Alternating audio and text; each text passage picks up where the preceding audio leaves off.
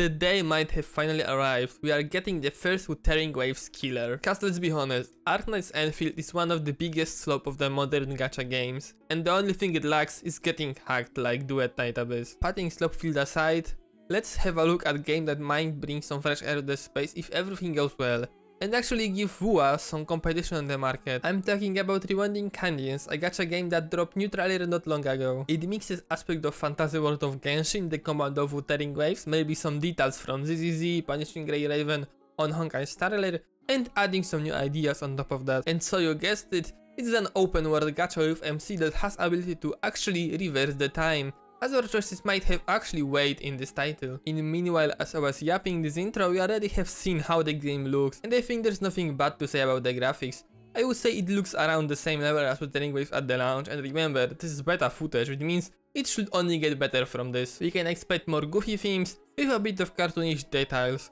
or that's what they decide to show us, and there's something more to it. But enough of that, let's be honest.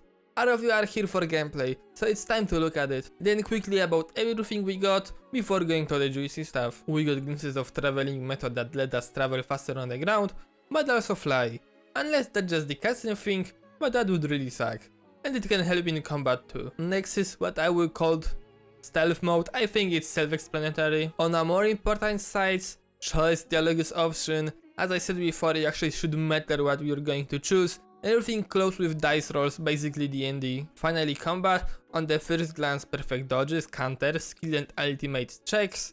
Now let's talk about the new things. Every character seems to be 2 in 1, or they have some kind of companion you choose.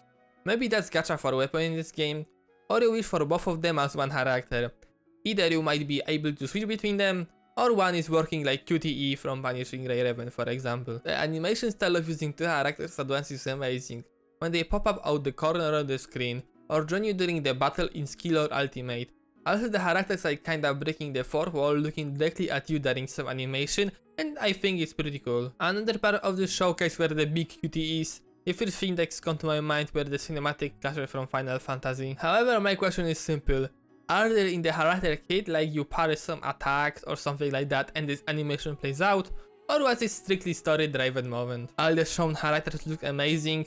The first girl, cute type with clothes reminding me of Goth Lolita fashion. The red haired gear that should be the aura farming character I suppose. The Gunner Mami character, we know they can do it, so gamers will eat good with this title. And they have male characters too.